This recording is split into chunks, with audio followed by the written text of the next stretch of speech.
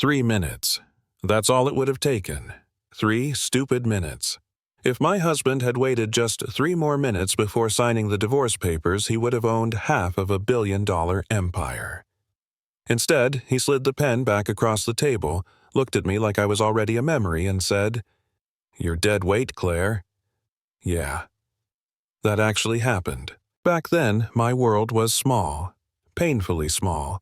A 1-bedroom apartment in South Philly where the heat barely worked and the radiator knocked all night like it was trying to warn me about my future. I'd sit at our chipped kitchen table with a mug of hot water pretending it was tea because I couldn't justify buying groceries until my next shift paid out. There was a shut-off notice taped to the fridge. Bold red letters screaming, "Final warning." And every time I saw it, my stomach twisted like I'd swallowed glass. I was 27, but stress had aged me hard. Dark circles hair yanked into a messy knot.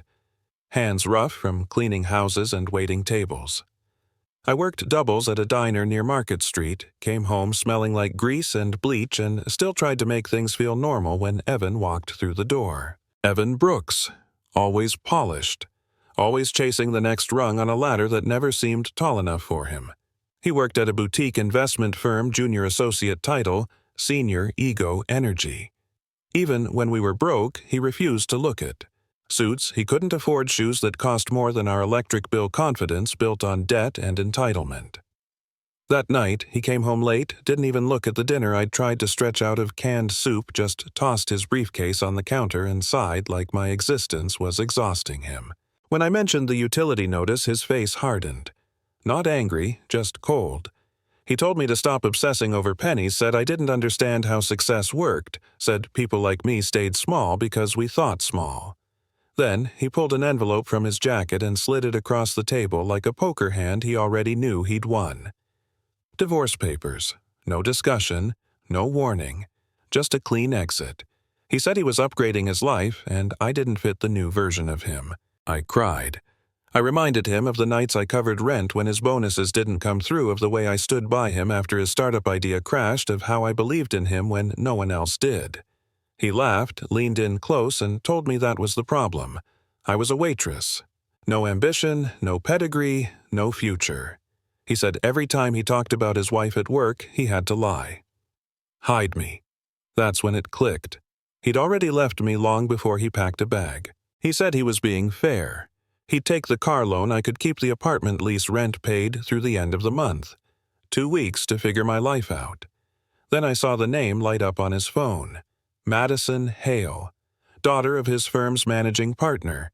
Suddenly, everything made sense. Connections, money, access. I signed the papers with a cheap pen that kept leaking ink. My hand shaking so badly I could barely write my name. I whispered to the empty room that if I was dead weight, I hoped he'd choke on the silence without me. The next morning, I walked 12 blocks to the courthouse because I couldn't afford the subway. Filed the papers myself. Fluorescent lights, tired clerks, stamp, stamp, stamp. Divorce finalized. I sat on the courthouse steps afterward, numb, watching people rush past with places to go, lives that made sense. I had a diner shift in 2 hours, and nothing after that. A blank future. That's when a man stopped in front of me. Tall, silver-haired, dressed in a tailored coat that screamed old money without saying a word. He called me Mrs. Brooks. I corrected him automatically. Not anymore. He smiled gently and introduced himself as Leonard Price. Said he represented the estate of Roland Mercer. I told him he had the wrong person. I didn't know any Mercers. My mom grew up in foster care. My dad died when I was a teenager. No inheritance, no rich relatives, just bad luck and student loans. Leonard didn't argue. He explained. My mother hadn't been an orphan. She'd run away at 16 from a family so powerful she erased herself to survive. Roland Mercer was my maternal grandfather, founder of Mercer Holdings. Real estate infrastructure half the skyline of Philadelphia and chunks of New York and Miami. He'd cut my mother off publicly but never stopped watching. Paid for her medical bills anonymously, and 3 days earlier, he'd died. I laughed. Loud, bitter laughter. Told Leonard I'd just been divorced, had $12 in my account, and zero patience for scams. He handed me a thick leather folder. Estate valuation. Just over $900 million. My knees almost gave out. Then he told me about the clause, the one that made my chest tighten.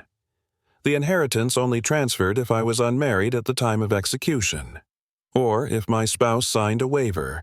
Otherwise, everything went into a trust until divorce. Leonard asked me one question. Had I finalized a divorce today? I nodded. He smiled. Said my timing was extraordinary, because if Evan had waited another hour, he'd have been legally entitled to half, nearly $450 million. But instead, he'd signed himself out of history. That afternoon, Leonard told me Mercer Holdings' board was meeting, planning to sell off assets to a competitor. Buyer Hale Capital, Evan's firm, Madison's family. They thought the company was leaderless. They were wrong. I told Leonard I couldn't go. I looked like a diner waitress. He handed me a platinum card and said we had 3 hours. Shopping was a blur. I didn't want to look pretty. I wanted to look unmovable. I chose a tailored navy suit sharp enough to scare men who'd never been told no. Hairstyled, makeup subtle but firm. When I looked in the mirror, I didn't see the woman crying over utility bills. I saw someone who belonged in rooms where decisions got made. The boardroom went silent when I walked in. Evan was mid-presentation talking about liquidating properties, cutting non-profit leases, maximizing short-term profit. He turned, saw me, and dropped the remote. His face drained of color. I introduced myself. His ex-wife, majority shareholder, owner of the building he was standing in. Leonard explained the inheritance, the timing, the clause. Evan tried to speak, but the words wouldn't come. Madison looked like she'd swallowed a lemon. They tried to argue. I shut it down, told them the company wasn't for sale, fired Hale Capital on the spot, had security escort Evan out while he begged me to talk to him to remember what we had. I sat in my grandfather's chair and renewed every nonprofit lease he wanted to cancel. But that wasn't the end. Evan went on podcasts, played the victim, claimed I'd hidden money, sued me for fraud. The internet ate it up. Justice for Evan. Gold digger Claire. Then came the gala. Cameras, smiles, champagne. And Evan cornered me on a balcony drunk and desperate, grabbed my wrist hard enough to bruise, threatened to destroy me if I didn't settle. He forgot about the cameras. Leonard didn't. By morning, the lawsuit vanished. 3 months later, I sat across from Madison's father in his office, except it wasn't his anymore. Offshore accounts, tax fraud, leverage. I offered him a deal. His firm, his assets, his flagship building, price $1. Or I called federal prosecutors. He signed. The empire doubled. Then Evan showed up again. Resume in hand. Broke. Unhirable. Asked for a job. I fed his resume into the shredder and told him we were looking for integrity. And that's how a woman everyone underestimated turned a divorce into a dynasty. Evan thought he was cutting dead weight. Turns out he was cutting his own future loose. So tell me this, was I too harsh or did he get exactly what he earned? And how many times have you seen someone discard the person who carried them when they had nothing? Drop your thoughts in the comments. I read every one.